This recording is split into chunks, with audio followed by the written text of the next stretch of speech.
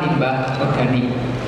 Seperti yang kita ketahui bahwa namanya limbah itu masih memberikan efek buruk bagi lingkungan dan nilai, dan banyak orang tidak mempunyai nilai ekonomi.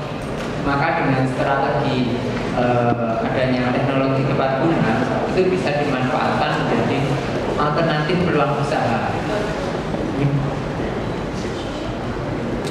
Inilah seperti yang kita ketahui bahwa kondisi bumi yang memburuk. Saya mengambil isu apel, di mana singkatannya air kualitasnya makin menurun seperti saat ini. Air semakin kualitasnya semakin tidak bagus. Kemudian pangan akibat pembangunan yang pesat, lahan pertanian semakin menipis. Kemudian energi, seperti kita ketahui Jakarta makin macet, kota-kota lain juga macet, itu konsumsi energi makin besar sehingga kebutuhan akan BBM makin naik, sehingga ketersediaan antara kebutuhan menjadi tidak seimbang. Kemudian lingkungan, emisi pembangunan, emisi pembakaran makin meningkat. Isu-isu yang sering kita dengar.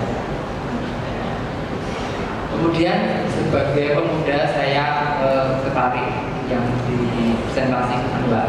Jadi tadi yang muda yang berjuang, bukan hanya yang muda yang bercinta seperti sinetron. Kita sekarang di dunia nyata, yang muda yang berjuang. Maka kira-kira kontribusi apa yang bisa kita lakukan? Pengalaman saya saat di Bantul bahwa di sana banyak industri rumah tangga seperti tapioka, di mana limbah hanya dibuang begitu saja dan menjadi permasalahan sosial karena akibat bau. Kemudian bagi lingkungan juga berpengaruh karena kualitas air menjadi buruk. Kemudian alternatif apa sih limbah cair yang bisa diselesaikan? Kalau dari yang teknik pengolahan limbah itu bisa dengan instalasi pengolahan limbah, mana budget untuk industri rumah tangga itu kemarin bisa mencapai 17 juta, sehingga diterapkan di masyarakat itu menjadi hal yang memberatkan. Kemudian biogas, mungkin Anda sekalian sudah tahu bahwa sekarang banyak digalakkan biogas, misalkan dari kotoran sapi itu bisa menjadi biogas, jadi energi terbarukan. Kemudian dari limbah cair industri tapioka itu sebenarnya juga bisa, tapi nilainya masih tergolong tinggi untuk pembangunan di awal. Kemudian ada bisnis tadi, misalkan bisnis berbasis lingkungan, bahwa limbah organik itu sebenarnya apabila diolah dengan baik itu bisa menjadi bahan alternatif nata. Mungkin Anda tahu kalau di supermarket atau di swalayan ada minuman, kemudian ada kotak-kotak seperti jelly. Biasanya itu berbahan dari nata koko, air berasal dari air kelapa. Kalau sebenarnya nata itu bisa berasal dari apapun, yaitu misalkan dari tapioka, air pela, kemudian air perasan beras, kemudian air dari tabung. Biasanya itu dibuang, itu bisa digunakan menjadi bahan alternatif nata. Dan nanti namanya mengikuti, kalau tadi dari tapioka nanti namanya jadi nata degas sapa. Kalau asalnya dari kedelai nanti namanya berubah jadi nata soya. Kemudian kalau dari air beras misalnya bisa berubah nama menjadi nata deleni. Kalau Anda mungkin dari Indonesia bagian timur banyak limbah sagu, nah mungkin bisa membuat nama namanya nata sagu, itu bisa juga.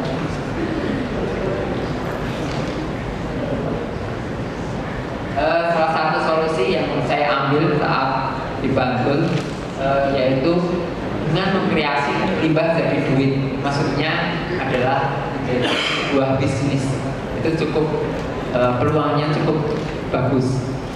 Dimana industri tapioka di sana limbah perasan ketela hanya dibuang sehingga bikin beban lingkungan yang berat. Dan ampas ketela hanya sebagai pakan ternak. Apabila itu dikreasi dengan manusiawi, dengan tingkat kebersihannya, itu bisa menjadi tepung alternatif misalkan untuk pembuatan kerupuk. Dan industri rumah tangga tahu di Bantul banyak juga industri tahu. Limbah perasan kedelai hanya dibuang, itu juga bikin pencemaran. Kemudian kita sebagai pemuda yang berjuang itu kita jadikan masalah lingkungan itu bisa menjadi sebuah peluang usaha. Mungkin kalau di daerah ada masalah lingkungan, mungkin nggak sih bisa menjadi sesuatu atau peluang usaha yang mungkin orang lain belum lihat. Nah itu dengan kreasi itu semuanya menjadi mungkin. Ini wilayah Kabupaten Bantul. Mungkin yang pernah ke Jogja, Bantul salah satu daerah. Lokasi saya saat di Bantul yaitu posisinya di sini, Pundong namanya. Di situ sentra industri tapioka dan menjadi ciri khas yang ada di daerah situ, sehingga walaupun menimbulkan limbah, tapi berhubung menjadi mata pencaharian tulang punggung masyarakat, itu menjadi tetap berjalan, karena dari tapioka itu bisa membuat menjadi kerupuk, bisa menjadi bahan membuat bakmi dan macam-macam. Ini adalah sebuah dusun yang ada di Bantul.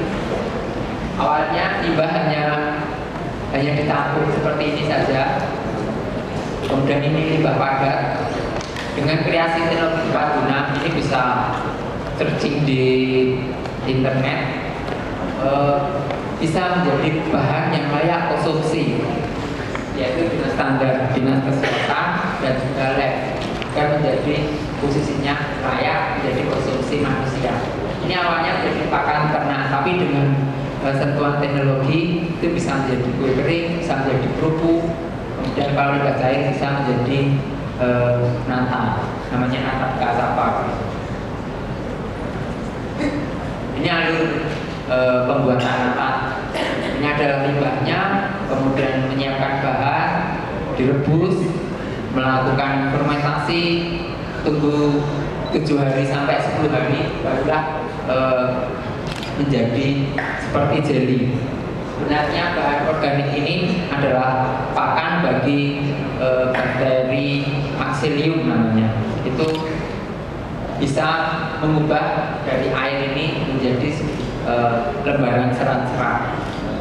Kemudian jangan lupa seperti tadi bahwa kita melakukan green entrepreneur, kita juga tetap memedulikan limbahnya. Jadi butuh istilahnya instalasi tempat pembuangannya, agar jangan sampai membuang sisa dari hasil produksi langsung ke lingkungan. Itu juga akan menimbulkan dampak buruk. Dan hasilnya seperti ini, menjadi minuman nata. Ini salah satu minuman juga. Ini alur produksi nata. Kemudian bisnis dengan memanfaatkan penyebab polusi seperti tadi yang saya ungkapkan, limbah cair tapioka dan tahu, menjadi sesuatu yang menguntungkan. Mungkin di daerah Anda apa sih kira-kira yang bisa diolah? Mungkin tidak harus limbah, mungkin apa aja, dan menjadi sebuah bisnis usaha yang memberikan hasil. Dengan dibuat bisnis berarti nanti ada dengan model bisnis berbasis lingkungan, kita menghasilkan uang plus kita mengurangi polusi juga. Berarti kita ada 2 hal yang kita capai dalam bisnis ini, yaitu dapat uang, tidak sekedar dapat uang, tapi kita juga menjaga lingkungan. Itu menjadi ciri khasnya, dan impian menjadi green business bisa tercapai. Memulai bisnis ini yang saya lakukan tidak mengenal latar belakang pendidikan. Mungkin tadi di CV saya berasal dari pendidikan teknik elektro, itu seperti langit dan bumi, nggak ada hubungannya. Tapi yang terpenting adalah sebenarnya kemauan. Latar pendidikan tidak ada hubungannya. Yang penting adalah kemauan, itu yang menjadi wujudnya. Ujian kita, siapkan diri. Saya melakukan di Coba Limbah itu juga gagal, dan akhirnya juga mendapat komplain juga. Sudah gagal, dapat bau, dapat komplain tetangga. Wah, itu cukup mental kita harus siap juga. Tapi nggak masalah. Dari semua, bukankah sebuah kegagalan itu adalah akhirnya nanti kita dapat kesuksesan juga. Setelah sukses, gagal yang banyak kali itu menjadi terlupakan dengan keberhasilan. Kemudian butuh dana, itu biasa, sebuah bisnis butuh dana. Kemudian cari referensi, misalkan buku, kemudian ada Poliga Tani Nata. Di Bantul banyak tani nata, tapi berbasis air kelapa. Di mana air kelapa dari Jogja itu bisa berasal dari Purworejo, dari Solo. Jadi air kelapa aja impor dari daerah luar Jogja. Nah, dengan air limbah cair setela, limbah cair tahu itu bisa dimanfaatkan juga. Jadi tidak perlu impor air kelapa. Memulai bisnis juga saya nawari dengan membangun relasi dengan orang baru, yaitu minta air tahu ke produsen tahu. Mereka senang karena limbahnya awalnya dibuang, kita bantu membuang tapi kita olah. Prinsipnya seperti itu. Dan awalnya limbah itu tidak punya nilai rupiah, dengan diolah menjadi punya sesuatu, yaitu sebuah usaha. Setelah dicoba berhasil, manfaatnya produsen tahu senang karena limbahnya akhirnya dibeli juga. Tapi mereka dapat kita beli dengan harga yang wajar, tapi kita mendapat untung yang lebih juga karena bahannya melimpah. Jadi tidak tergantung suplai air kelapa dari misalkan dari Purworejo itu terbatas sekali. Kalau air tahu berhubung masih awal, air tahu sangat melimpah, mau dibuat nata sebanyak pun bisa. Ini menjadi win-win solution. Akhirnya rintisan ini bisa berbuah manis, dan ini rasanya juga manis.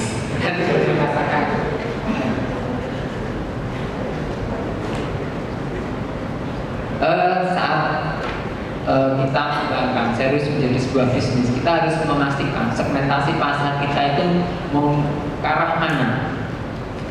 Segmentasi pasar dibagi dua ini, yaitu Natal Lebaran, itu nanti dibeli untuk kebutuhan industri.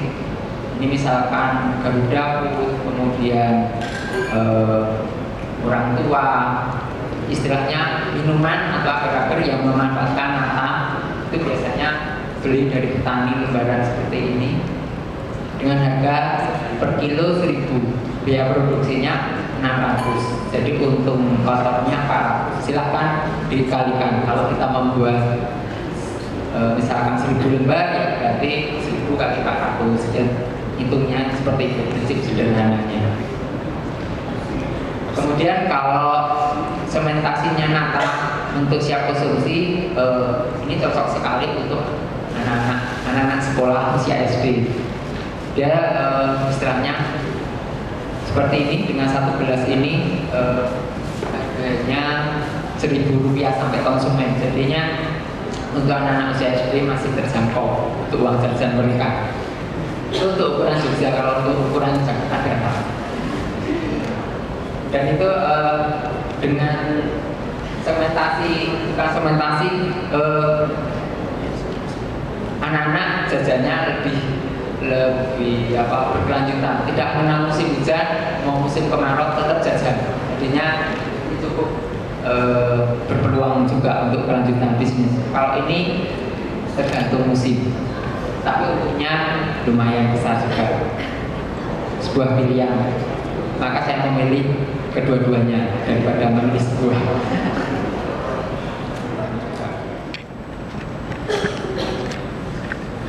Oke, sekian itu pengalaman